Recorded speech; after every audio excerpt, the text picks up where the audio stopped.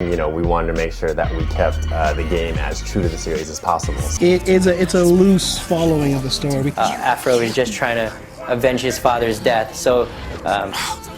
You spent so long chasing justice, you forgot how to chase pussy. You want to hit that booty, don't you? Afro! Now it's time for Ninja Ninja's story. Shit. Even they saw it coming. I guess this is repentance. There's no longer any protection Afro has from his sins, which Ninja Ninja carefully lists. This is his birthplace, Swordmaster's death site, the same isle his father's skull was buried. And now that the story is actually over, I wonder what significance it really has that we're killing him to make Afro whole again. There's a special kind of challenge I'm having, giving a narrative breakdown to a game having a narrative breakdown. This fight is effectively Ninja Ninja's model over a slightly overtuned set of generic enemy attacks, which functions as a boss fight, kind of. They dodge your sword a bit too much, the Ninja Ninjas bug into geometry. That's not unique to this section though. But the saving grace is that the overcharged mode, or Ripper mode, or whatever, where any slice Afro does is an instant death cut for about 10 seconds. You can really speed this endless onslaught on a bit. How endless is this onslaught, you ask? This fight section is 15 minutes long, followed by another 4-minute long fight section. 19 minutes. 19 f***ing minutes long. Do you remember when the game consciously put in a 3-minute fight section in the tutorial map to prove a point about how fickle the setup of the game is? To taunt us for playing an elaborate recreation of something you've already watched. Who thought this was a good idea? This isn't European Extreme versus mass-produced ninjas. This is the only difficulty mode available in the first playthrough. The games are out of music too, which is another bad sign internally. But that just means that developers are just playing the best tracks of the game back to back, which I'm actually really happy about. This soundtrack is incredible. The gameplay is still really fun despite stressing the limits of my patience. The dialogue here. Ninja Ninja may be imaginary, but this loquacious bastard claims everyone's imaginary. At least, from one another's perspective. A very Japanese sentiment. Gino, imagine you were his brother. Okiko, imagine you loved her. Swordmaster, imagine you were a good man. And that's the point of giving each of these characters their own stories. They weren't only vehicles to explore Afro's failures as a human, but they had to create an expectation they personified onto Afro which was ultimately betrayed. Because a person like Afro has only one interest and betrays all else. Because a character like Afro isn't well written, not in the manga, not in the anime, or the movie. Afro Samurai has never been an interesting character if you divorced him from Ninja Ninja. He's hollow, and now it's time for Afro to face the music, and get what's been coming to him ever since he betrayed everyone he loved.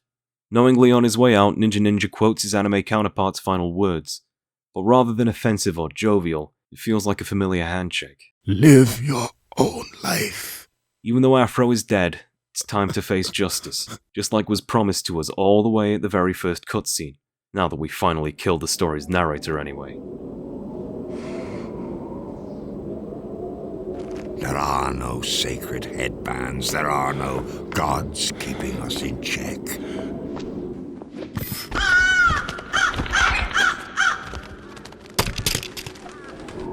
There is only man.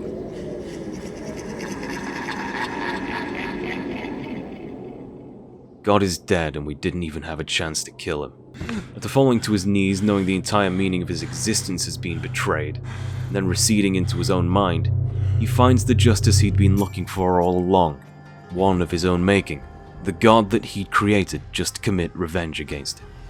What follows is the harshest deconstruction of a single character I might have ever seen. I'd never thought of it, but yes, justice only killed one man under respectable circumstances. In comparison, Afro's, well, and every one of those deaths was a sacrifice to the image Afro has in his head of the man he hated the most. The definitions of samurai and ronin have a key difference. Samurai serve a lord, such as daimyo. Ronin, on the other hand, have no keeper and are dishonorable for it. So why aren't we playing Afro Ronin? In the anime, this was less arguable, because the mythology of samurai may or may not more strongly take from Musashi Miyamoto's concept of Bushido. Strength is found inward, rather than from your allegiance. To be a samurai is a spiritual endeavor, in Musashi Miyamoto's philosophy. However, that's not how this game defines it. There are many types called Ronin who are masterless and challenge Afro. This is to say that, in this game, the Afro Samurai has been fighting for a lord, a higher being. Fighting justice in this recreation of the anime is quite dire. He's never in the business of reloading, perhaps because Afro doesn't know how revolvers actually work.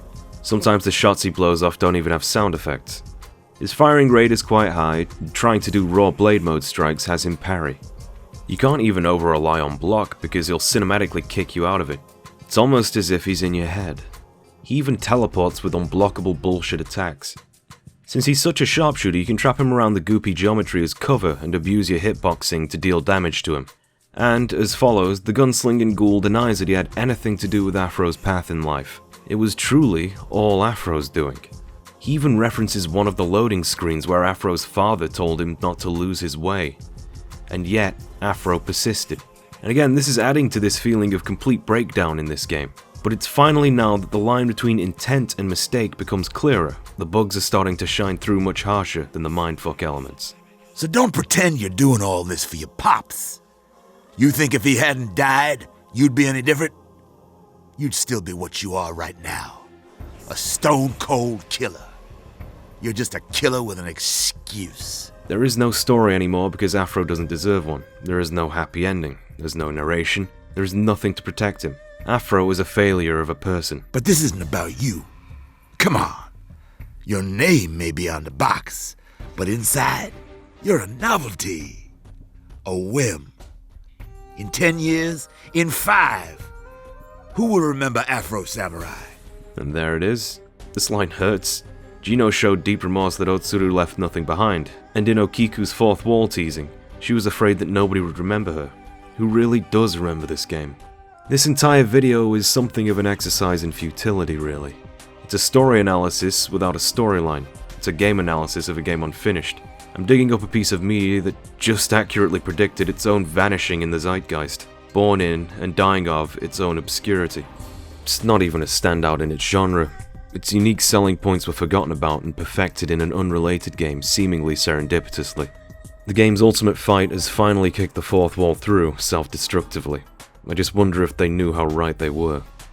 The justice in Afro's head is speaking heartlessly cynical concepts like giving people meaning in their pursuit of revenge against justice, and Afro becoming another god to find vindictive meaning in, by becoming number one himself. But since justice has kicked the fourth wall through, you can take that to our level. What we're here for is more about the story of revenge itself. Afro has tried to follow his story the way it was written in the anime. He's tried to follow those beats so he can satisfy something dark and disturbing within himself. He wants to reach the pure, perfect revenge story. But as Ninja Ninja said, it's not that kind of story. The game itself challenges this like a kind of karma, and undermines his story absolutely. And that mirrors us, the player. That's why players are here. The aesthetic of vengeance as well as the aesthetic of Afro. A valid pursuit no matter how barren of morality.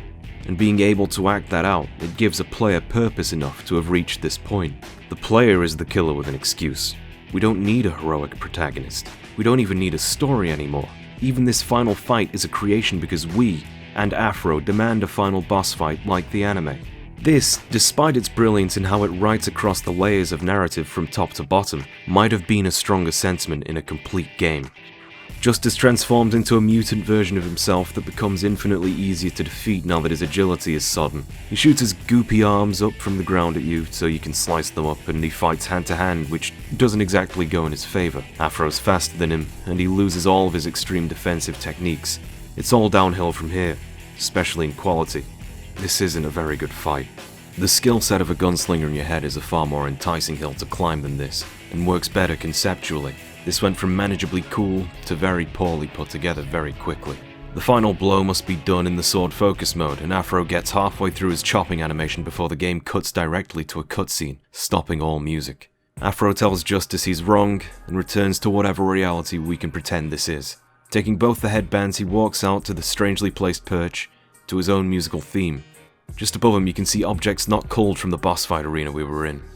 Afro thinks back on his friends he lost along the way, even the imaginary ones, even the ones who hate him, and releases the cloths to whatever will accept them, symbolically rejecting their dynamic and his own journey within the game. The camera awkwardly shakes around, clearly unfinished, as the headbands less drift and more dribble through the frame and off, leaving nothing but sky. And then the game cuts off its own final music to hit a loading screen into credits. After some stylish shots to celebrate, it starts showing an FMV of bad gameplay footage, with actual, recorded frame drops in what's probably a debug mode. In December 2008, Bandai Namco Games announced that they would be opening up an American studio called Surge, a name still printed on the front of Afro Samurai's box. This was a time when Japanese-developed games were struggling with the jump to HD. Many Eastern devs still hand-drew textures most of the time, and most teams couldn't cope with the fresh workloads, along with adjusting to new technologies. Namco, Konami, and Capcom extended their hand out to Western developers to pick up the slack, and this presented an opportunity for David Robinson. The man put his job on the line to greenlight Afro Samurai, the video game, becoming titled its senior producer and pulling in great talent from all around the industry. The game idea had been kicking around for 5 years before finally starting in earnest 3 years before it hit shelves. He claimed in an interview that the original idea for an Afro Samurai video game was actually based on the manga and entirely in a black and white art style, and that the plans had been sketched out long before there was even a whisper of an Afro Samurai anime. I later found confirmation of this through an interview with a marketer, who also said that David Robinson put his job on the line to get Afro Samurai greenlit for production. It's interesting to hear the man himself talk about this game with so much passion, and so craftily, like he'd worked some kind of miracle to acquire such an excellent team of game industry veterans. In truth, anyone who worked on this game had some serious titles under their belt. The lead programmer Daniel Chen, credited for the cutting system, went on to work for nearly every Sledgehammer Call of Duty game, and previously had completed From Russia with Love, Crash Bandicoot 3 and Team Racing, and several Gex games. The writer Paul Gardner, a Brit, worked closely with the producer for writing many of the lines for authenticity, having previously written for Crash Twinsanity, a game famous for pushing hardware and having genuinely funny writing. The associate producer was a test pilot for Ace Combat 4, whatever that means. Development wasn't easy, mostly due to a lack of foresightedness in the rapidly changing industry around them. The first damning thing was that all of their software was their own for a team of 55 people. The industry was rapidly shifting away from bespoke game engines, something the Japanese were slow to adapt to, killing their development cycles as the cost of game development grew. Development on Afro was pushed back several times, sometimes for important reasons, sometimes due to wild ambition. Most level assets were outsourced, blocked out first by the devs and later drawn in by a Malaysian company, Igloo, which still does work to this day. They were claimed as an excellent fit, but it was a bit late. They went on to become one of the most successful asset studios in the world, helping on things like The Last of Us Part series, Tekken 7, the Soul series, and Death Stranding. Afro's team had dropped several other external asset companies due to various language barriers and quality reasons. Music composition was outsourced to a hard-to-track music company called Yo 11 Productions. Composer Howard Drossin is a frequent collaborator with the RZA, but not actually that man. He lamented in an interview that the RZA was largely credited with overseeing the music production. The RZA's role in the soundtrack was both inspirational and quality control, but the marketing understates the effort that the artists who worked on the game went through. And most of the instrumental music was originally going to have rap tracks over them. This never came to be, though the artist has uploaded mock-ups using existing artists' songs such as DMX on various websites. I told them all, who you think helped mold them all? This is the millennium of aftermath. It ain't gonna be nothing after that, so give me one more platinum plaque and fuck rap. You can have it back. Despite composing most of the soundtrack, he would only be credited twice. Howard Drossin is also known for having programmed and composed the music for Sonic 3 and Knuckles in place of Michael Jackson. Further Sonic games such as the cancelled Sonic Extreme and Baldur's Gate 2, and additional tracks for the movie Blade Trinity. The man naming himself Fauché Musique would prove himself a worthy collaborator and come back for the sequel, getting a startling recommendation from David on his LinkedIn page. I cannot find any other vocalists, musicians, or companies credited. Early editions of the game and trailers showed an attention to the platforming aspects that were never fully fleshed out. Combos gone unused. The original fighting system seemed a lot less confined. There are many illustrations and level geometries in these interviews that sadly went unused as well. There are also several voice recordings by Samuel L. Jackson that aren't even in the final game's files, never mind used in a level. I got a feeling I am not going to like the ending.